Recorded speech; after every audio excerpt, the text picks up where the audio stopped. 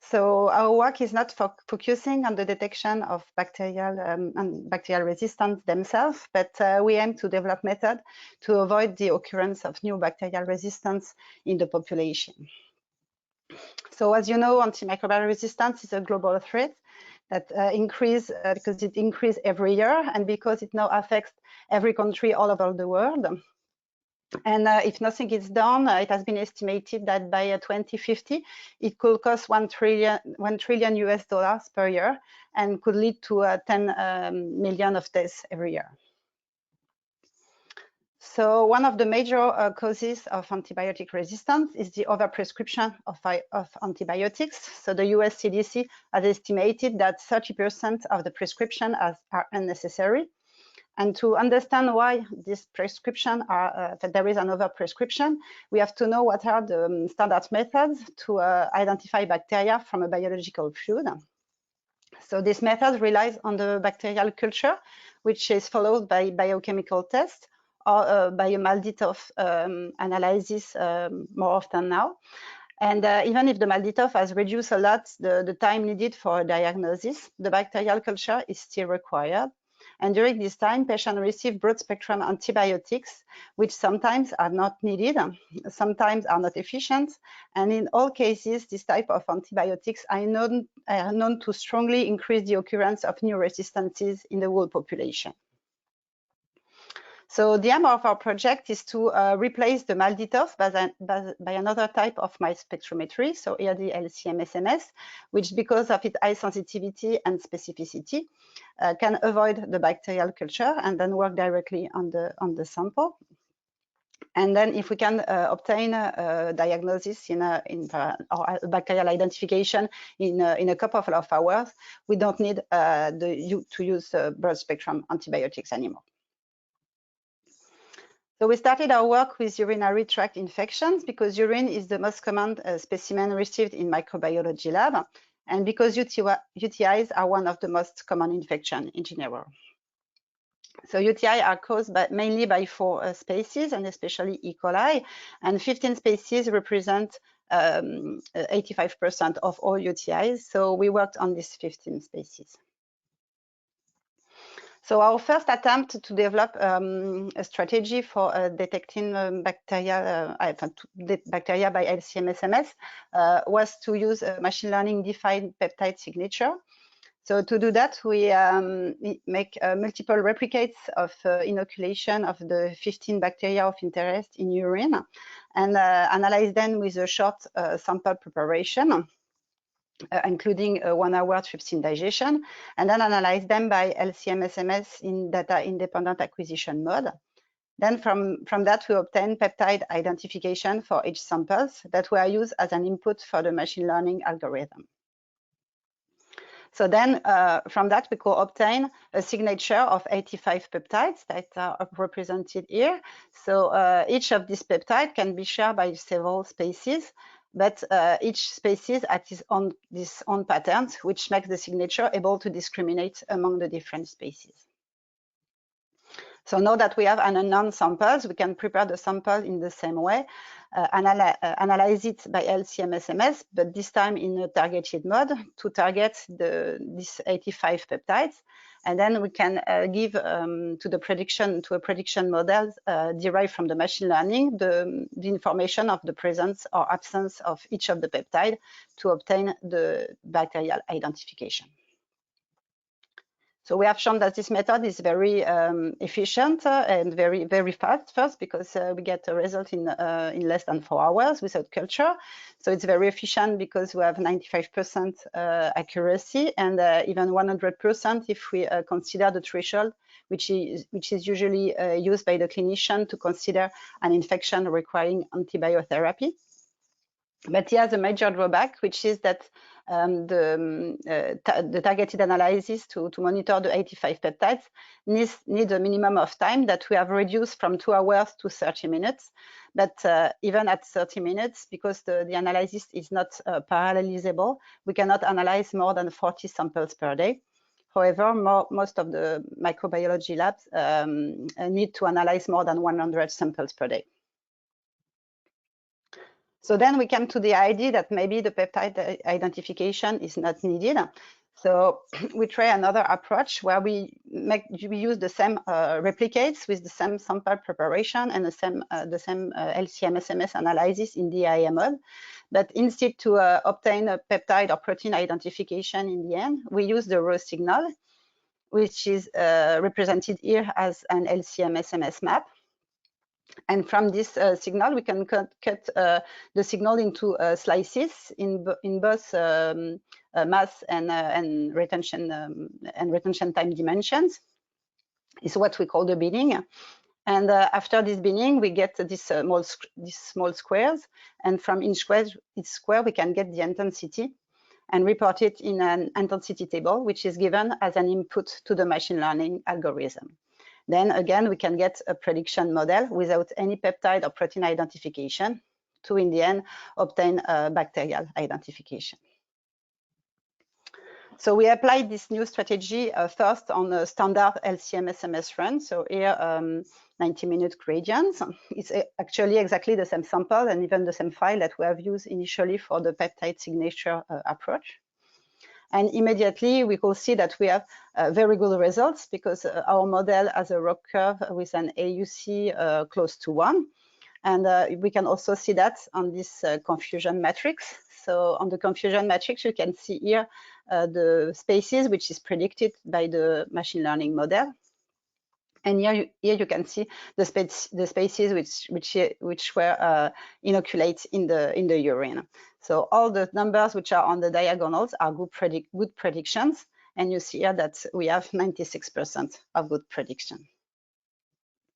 So we wanted to see if these good results we have on long gradient can be also good on the fast gradient. And to do that, we prepare new samples. So we started a first analysis with only the 4 bacteria, but these are the major bacteria of UTI. And this time we analyzed them with another mass spectrometer, which is the Orbitrap Exploris 480, which was interfaced with the Evosep 1 LC system. So we had to optimize a bit the way of doing the binning because of the fast gradient. And the high reproducibility of the Evosep 1 system was very helpful at that time to avoid that the peak can shift from one square to another. So we tested 3 different methods, allowing the analysis of 60, 100, or 200 samples per day. So 200 samples per day is analysis as short as 5.6 minutes. And you can see that for all of them, we obtain excellent accuracy, above 90% for all the 3 methods tested. So then we wanted to extend this work to the 15 bacteria of interest. And for that, we have to prepare quite a lot of samples because the machine learning training required to have multiple replicates. So it was not technically possible to do that in one experiment. So we finally prepared the samples in 4 batches and analyzed them again with the same instruments at 200 samples per day because it was working well with this gradient. And here you can see in more detail the pipeline we use for the machine learning development. So from the raw data, we divided our data set in 2 parts. So 80% is used for the training of the machine learning with cross-validation, and 20% is selected and never used for the training. So after that, we made the binning as I described before. And after this binning, we have millions and millions of features, the small square I showed you before. And to avoid to overwhelm the machine learning algorithm, we first make a feature selection using software called Mutual Information, which selects the most informative features in our data. And what was interesting at these steps is we could see that we have already a kind of a pattern for each bacteria. So it's not as obvious as it was on the heat map for the peptide signature, but we can already see that each of the bacteria seems to have a specific pattern. And this was also confirmed by this linear discriminant analysis, where we see that we have a kind of a potential for the distinction of these species just based on their 5 minutes LC-MSMS profiles. So then we continue with this selection of fixture using the software that has been developed in our lab and which is able to test 80 different machine learning classifiers and their hyperparameters.